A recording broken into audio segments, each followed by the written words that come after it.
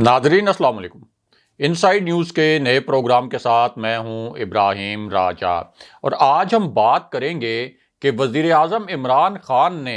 अहम तरीन जज के खिलाफ कार्रवाई का फैसला क्यों किया, प्राइम मिनिस्टर ऑफिस में किस नोयत की इंटेलिजेंस रिपोर्ट मिली थी, इस रिपोर्ट पर वज़ीर आज़म को किस नोयत का एक्शन लेना पड़ा, इसी रिपोर्ट के 3 तहलका खेज नुकात क्या थे, शहबाज शरीफ की क्या नई और घिनौनी साजिश नाकाम हो गई है और आईएसआई के हवाले से क्या बहुत बड़ा और नाकाबिले यकीन दावा किया गया है। हमारे जिन दोस्तों ने अब तक हमारे चैनल को सब्सक्राइब नहीं किया उनसे हम कहेंगे कि हमारे चैनल को सब्सक्राइब कर लें ताकि उन्हें अहम मालूमात बर वक्त मिलती रहें। अब वापस आते हैं आज के मौजू पर, यानी वज़ीर आज़म इमरान खान ने एक अहम तरीन जज के खिलाफ एक्शन का फैसला क्यों किया। सबसे पहले आपको आईएसआई के हवाले से जो एक बहुत बड़ा दावा किया गया, जो एक बहुत बड़ी इत्तला फैलाई गई, इस मामले से आगाह करते हैं क्योंकि ये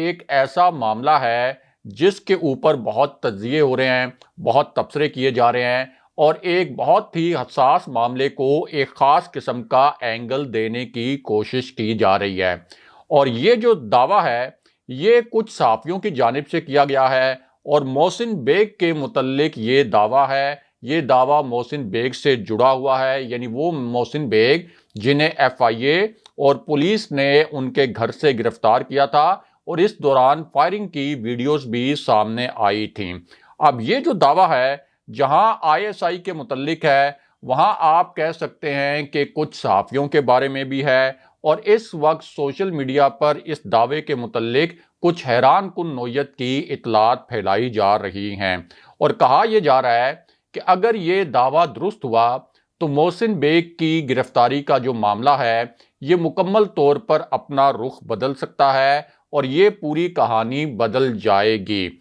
और इस दावे में कहा यह गया कि मोहसिन बेग का ताल्लुक असल में पाकिस्तान की जो प्रीमियम इंटेलिजेंस एजेंसी है यानी आईएसआई, तो मोहसिन बेग का ताल्लुक आईएसआई से है। मोहसिन बेग के मुतल्लिक ये दावा भी किया गया कि वो आईएसआई के हाजिर सर्विस ऑफिसर हैं, यानी ऐसा नहीं है कि वो रिटायर हो चुके हैं आईएसआई से, बल्कि दावा ये किया गया कि वो आईएसआई के हाजिर सर्विस ऑफिसर हैं, आईएसआई के लिए पहले भी काम करते रहे और अब भी आईएसआई के लिए ही काम करते हैं और आईएसआई से तनख्वाह भी लेते हैं। ये चंद सहाफ़ियों की जानिब से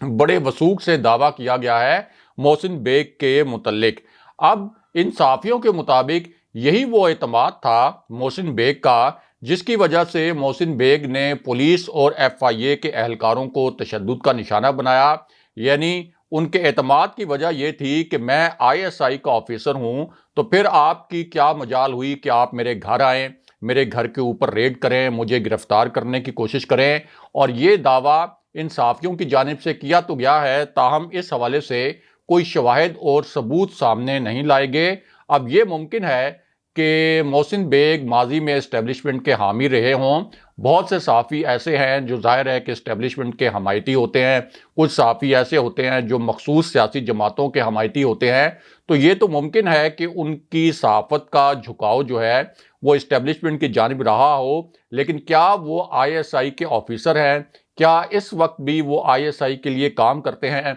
इसके मुतल्लिक कतन कोई सबूत मौजूद नहीं है और ना ही किसी किस्म के शवाहिद सामने लाए गए हैं। लेकिन इस वक्त सोशल मीडिया पर इस हवाले से ट्रेंड ज़रूर चल रहे हैं और ये दावा किया जा रहा है कि असल में मोहसिन बेग आईएसआई के ऑफिसर थे, अगरचे इसके कोई शवाहिद सामने नहीं लाए गए। और अब आपको बताते हैं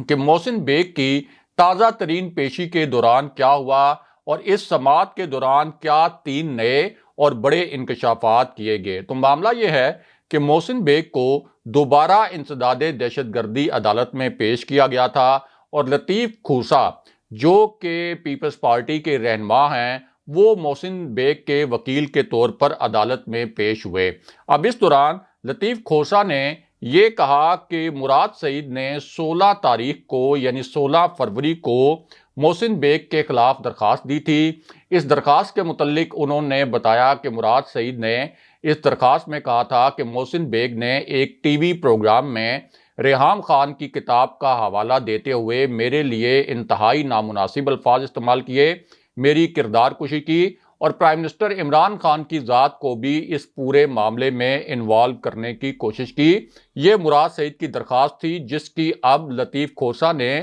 جو کہ محسن بیگ کے وکیل ہیں، انہوں نے بھی تصدیق کی عدالت میں۔ اس کے بعد انہوں نے کہا کہ صبح 9 بجے لاہور میں ایف آئی اے نے مقدمہ درج کیا، لیکن 9:15 بجے ایف آئی اے کے جو اہلکار تھے یہ محسن بیگ کے گھر پہنچ گئے۔ اس کے ساتھ ساتھ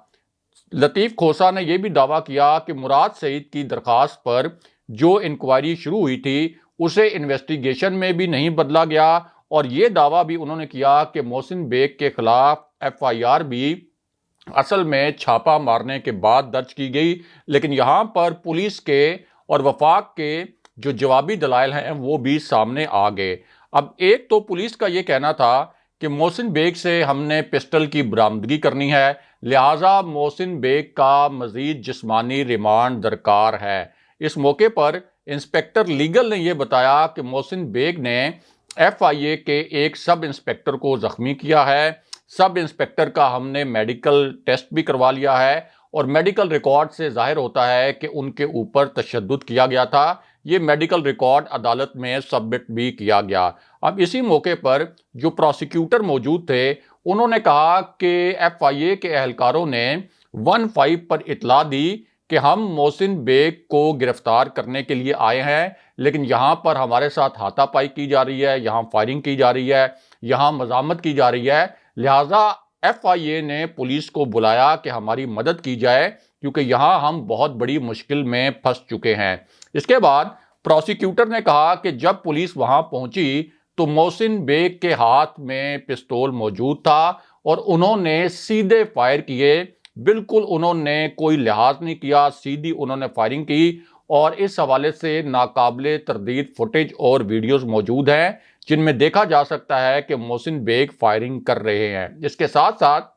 عدالت میں محسن بیگ کی وہ تصاویر بھی پیش کی گئیں جن میں یہ دیکھا جا سکتا تھا کہ محسن بیگ ایک پسٹل اٹھائے ہوئے ہیں اور پولیس اہلکاروں کا نشانہ باندھے ہوئے ہیں، کیونکہ یہ جو تصاویر ہیں یہ سوشل میڈیا پر بھی اس وقت وائرل ہیں، اور ایف آئی اے کے پاس بھی یہ تصاویر موجود ہیں۔ اسی طرح ایک اور تصویر پیش کی گئی عدالت کے اندر، اور اس تصویر میں دیکھا جا سکتا تھا کہ محسن بیگ نے ایک اہلکار کو گردن سے دبوچ رکھا ہے۔ یہ تصویر بھی عدالتی ریکارڈ کا حصہ بنائی گئی۔ اب اس دوران محسن بیگ نے عدالت کے اندر ہی یہ الزام لگایا کہ جب وہ تھانے میں موجود تھے تو ایس پی کے ساتھ SHO کے کمرے میں بیٹھے ہوئے تھے۔ اسی دوران ایف آئی اے کے اہلکار اچانک کمرے میں داخل ہوئے اور انہوں نے مجھ پر تشدد بھی کیا، یہ محسن بیگ نے عدالت کے اندر الزام لگایا۔ لیکن اسی دوران پروسیکیوٹر نے کہا کہ ایف آئی اے نے کسی قسم کا کوئی غیر قانونی کام نہیں کیا، ایک انکوائری پر کارروائی کی گئی، لیکن محسن بیگ کی جانب سے ریاستی اہلکاروں پر، یعنی جو ریاستی اداروں کے اہلکار ہیں، ایف آئی اے کے اہلکار اور پولیس کے اہلکار، ان پر فائرنگ کی گئی، انہیں یرغمال بنایا گیا، اور ریاستی اداروں کے اہلکاروں پر فائرنگ کرنا، ان کو یرغمال بنانا انتہائی سنگین جرم ہے، اور اس پر انسداد دہشت گردی ایکٹ کا نفاذ ہوتا ہے۔ اب اس کے بعد عدالت نے دونوں طرف کے دلائل سنے،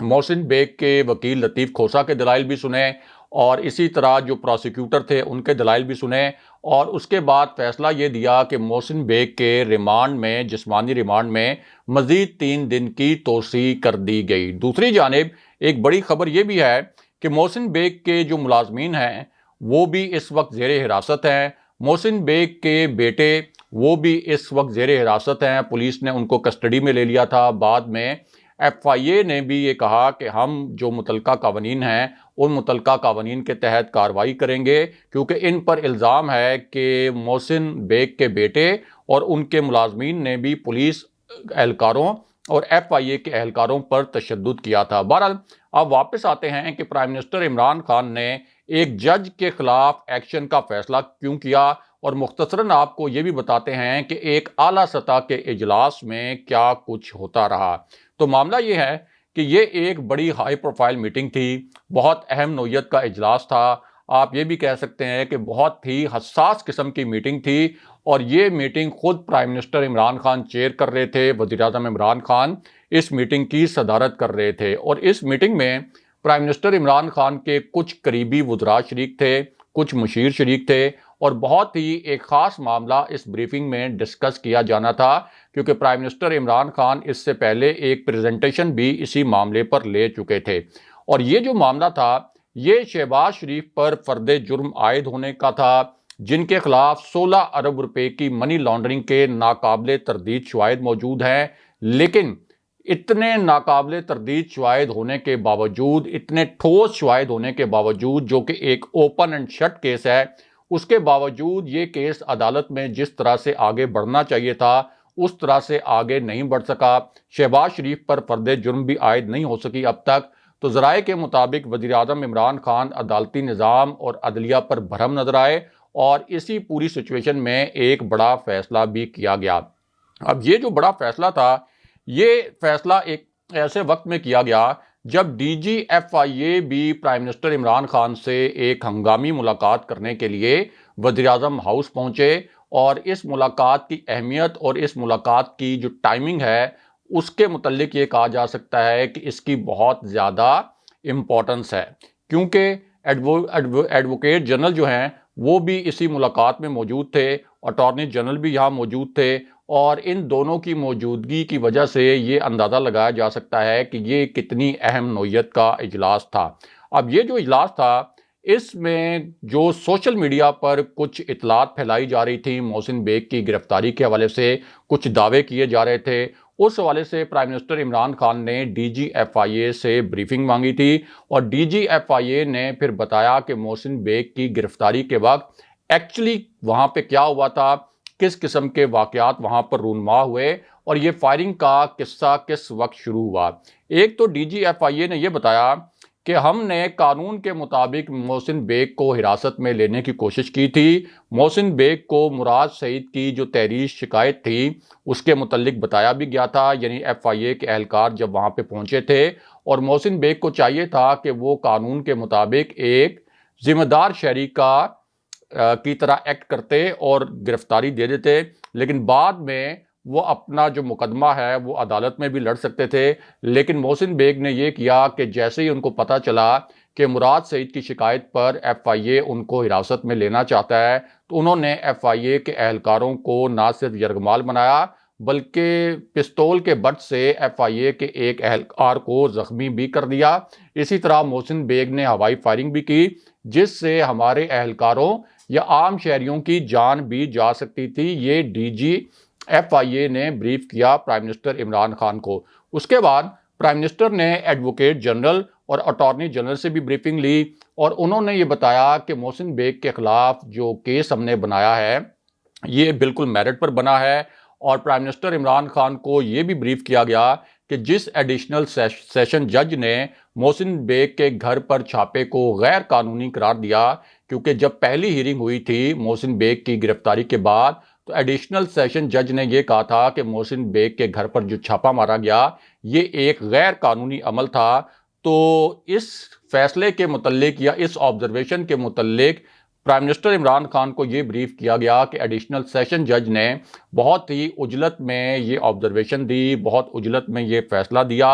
ایڈیشنل سیشن جج نے حقائق کو نظر انداز کیا، اور محسن بیگ نے جس طریقے سے فائرنگ کرنے کی کوشش کی، جس طریقے سے مزاحمت کرنے کی کوشش کی، اس معاملے کو کنسیڈر نہیں کیا گیا، نہ ہی اس معاملے کو کنسیڈر کیا گیا کہ ایف آئی اے کے اہلکاروں کو یرغمال بنایا گیا، بلکہ ان کے اوپر تشدد بھی کیا گیا، اور بہت عجلت میں اس چھاپے کو غیر قانونی قرار دے دیا گیا۔ اس کے بعد پرائم منسٹر عمران خان سے منظوری لینے کے بعد فیصلہ یہ کیا گیا کہ اس ایڈیشنل جج کے خلاف، جو کہ اس کیس میں آپ کہہ سکتے ہیں کہ اہم ترین جج کی حیثیت رکھتے تھے، ان کے خلاف ریفرنس لایا جائے گا، اور چیف جسٹس اسلام آباد ہائی کورٹ کے پاس اس جج کے مس کنڈکٹ کے خلاف ایک کمپلینٹ بھی درج کروائی جائے گی۔ اور پرائم منسٹر عمران خان نے کہا کہ قانون کوئی بھی ہاتھ میں لے اس کے خلاف میرٹ پر آپ کارروائی کریں اور کسی قسم کا کوئی دباؤ نہ لیں۔ اگلے پروگرام تک کے لیے خدا حافظ۔